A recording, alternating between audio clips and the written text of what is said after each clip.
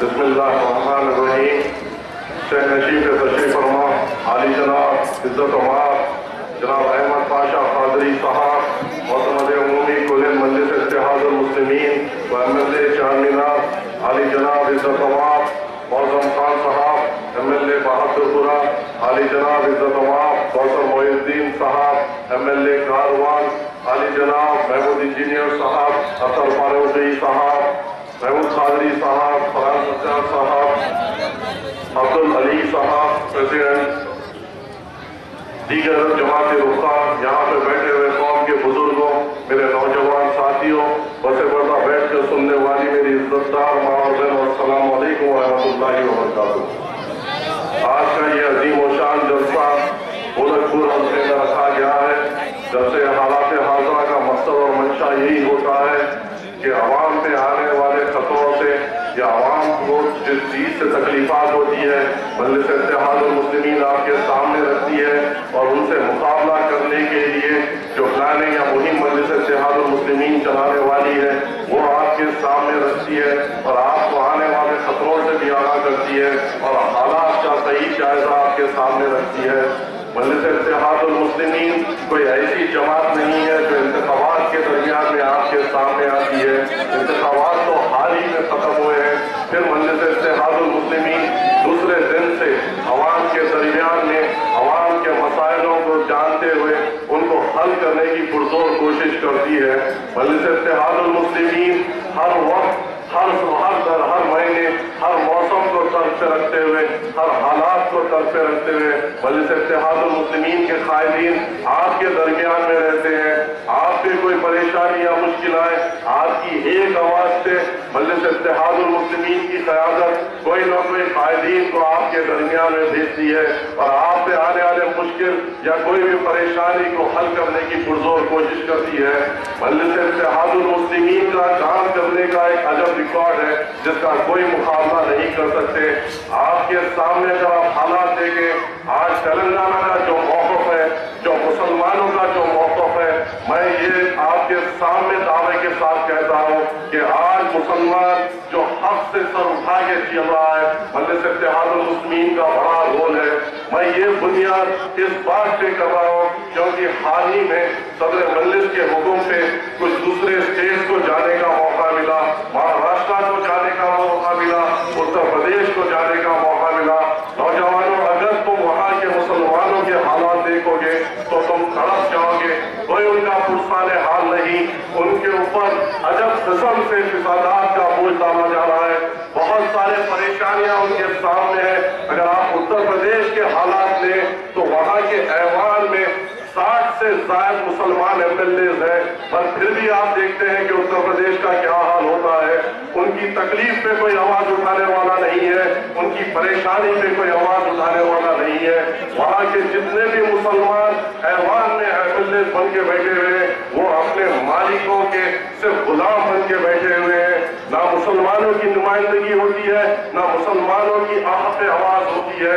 اگر آپ وہی تلنگانہ میں مجلس اتحاد المسلمین کو دیکھیں گے تو آپ کے ہر مشکل میں، ہر پریشانی میں آپ کی آواز بنتی ہے مجلس اتحاد المسلمین۔ 4% اگر کہیں ہے تو وہ تلنگانہ میں ہے، جس کی وجہ مجلس اتحاد المسلمین ہے۔ 100 کروڑ کا مائنورٹی بجٹ اگر ہے تو تلنگانہ میں ہے، جس کی وجہ مجلس اتحاد المسلمین ہے۔ کہیں کچھ فساد ہوتا ہے سب سے پہلے مجلس اتحاد المسلمین۔ ارے ہندوستان کی آج آواز بن چکی ہے مجلس اتحاد المسلمین۔ ہندوستان کے کونے کونے سے صدر مجلس اسدالدین اویسی صاحب کے لیے حبیب ملت اکبر الدین اویسی صاحب کا انتظار کیا جا رہا ہے۔ اب آپ کا اور ہمارا فرض اور عقیدہ یہ ہے کہ حیدرآباد میں آپ اور ہم ایک اتحاد میں آئے اور مجلس اتحاد المسلمین کو مضبوط کریں۔ مجلس اتحاد المسلمین کا کام کرنے کا ایک طریقہ ہے۔ آپ بتائیے، جب بلدیہ میں مجلس اتحاد المسلمین کی حکومت آئی، کیا اس سے پہلے کانگریس کا میئر نہیں تھا؟ کیا اس سے پہلے تلگو دیشم کا میئر نہیں تھا؟ اگر ان کی پیریڈ دیکھیں تو قریباً 8 سال، یہ 7 سال کے قریب اقتدار پہ تھے۔ مگر جب ہم وہاں پہ آئے، مجلس اتحاد المسلمین بلدیہ کو سنبھالی تو بلدیہ فائنینشل کرائسس میں تھی۔ 3 سال مجلس اتحاد المسلمین نے بلدیہ کو سنبھالا۔ وہ 3 سال بھی ایسا وقت تھا جس میں 1.5 سال تلنگانہ ایجوکیشن میں چلے گیا، قریباً 8 مہینے الیکشن کوڈ آف کنڈکٹ میں چلے گیا. مجلس اتحاد المسلمین کو اگر صحیح طریقے سے نمائندگی کرنے کی، عوام کی خدمت کرنے کا موقع ملا تو قریباً 1 سال تھا. اور اپنی قیادت کے فیصلے دیکھو، اپنے قیادت کے پالیسی دیکھو. ان 1 سال کی اگر صحیح جدوجہد دیکھیں گے تو مجلس اتحاد المسلمین نے بلدیہ کو قرضے سے نکالا اور بلدیہ کو اس ایسے موقف پہ پہنچایا جہاں 300 کروڑ کا ریونیو جمع ہوتا تھا، اس سال انشاءاللہ وہ 1500 کروڑ تک جائے گا. مگر اب جب مجلس اتحاد المسلمین یہ دیکھتی ہے کہ جب وہ آئی تھی جب صرف 300 کروڑ کا ریونیو تھا، آج 1500 کروڑ کا ہے، تو اس کا سیدھا فائدہ عوام کو ہونا چاہیے. عوام تو دیکھتی ہے، روڈ پڑتے رہتے ہیں، ڈرینیج پڑتے رہتی ہے، واٹر کے لائن پڑتے رہتے ہیں، مگر اگر عوام کو سیدھی طور پہ فائدہ پہنچانا چاہیے تو مجلس اتحاد المسلمین نے ایک اسٹینڈنگ کمیٹی میں فیصلہ لیا کہ ریزولوشن لیا کہ جتنے بھی گھر جس کا پراپرٹی ٹیکس 4000 تک ہے وہ تمام کو معاف کر دینا چاہیے، ان کو پراپرٹی ٹیکس کلیکٹ نہیں کرنا چاہیے. آپ کو میں بتاتا چلوں، اگر 4000 تک جو ہمارے محلوں میں یہ زیادہ تعداد ہوتی ہے، آپ یہاں پہ بیٹھے ہوئے آپ دیکھ لیجئے، آپ کا پراپرٹی ٹیکس اگر میں دعوے سے کہتا ہوں کہ 90% کا 4000 سے کم ہوگا. اگر یہ معاف کر دیا گیا تو کیا ہمارے گھروں کو سیدھی طور پہ فائدہ نہیں ہوگا؟ یہ مجلس اتحاد المسلمین کی قیادت ہے، یہ مجلس اتحاد المسلمین کی پالیسی ہے. اگر یہ بوجھ عوام میں سے ہٹا دیا گیا تو بلدیہ پہ صرف 120 کروڑ کا بوجھ عائد ہوگا.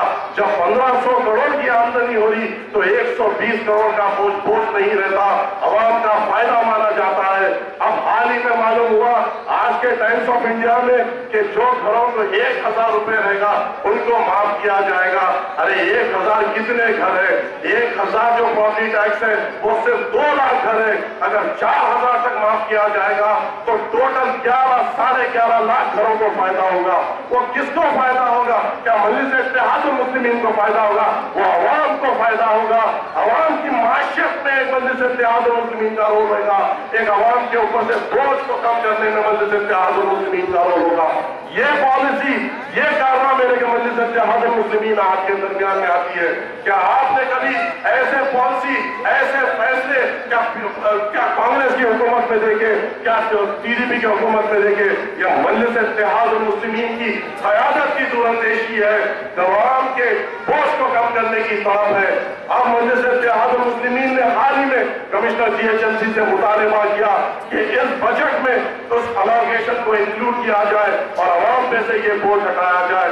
مجلس اتحاد المسلمین نے ہر ایک MLA کانسٹیچوئنسی میں ایک شادی خانہ بنانے کا پروپوزل پچھلے سال رکھا تھا، اور ایسا کچھ ہوا کہ بجٹ ہو نہیں جاتے کوڈ آف کنڈکٹ آ گیا اور اس کے بعد نئی حکومت آنے میں 2-3 مہینے نکل گئے اور امداد اور جو پیریڈ تھا وہ ختم ہو گیا. مگر پھر سے 17 مجلس کے حکم پر مجلس اتحاد المسلمین نے یہ مطالبہ کیا ہے کہ ہر ایک MLA کانسٹیچوئنسی میں ایک شادی خانہ بنایا جائے جس کی امداد 1 کروڑ تک رکھی جائے. آپ دیکھیے اگر کوئی شادی خانے کو جاتے ہیں تو وہاں کے اخراجات آپ کو 50,000 سے 1 لاکھ روپے تک آتے ہیں. اگر بلدیہ شادی خانہ بنائے گی اس کا چارج ہوگا صرف 1000 روپے.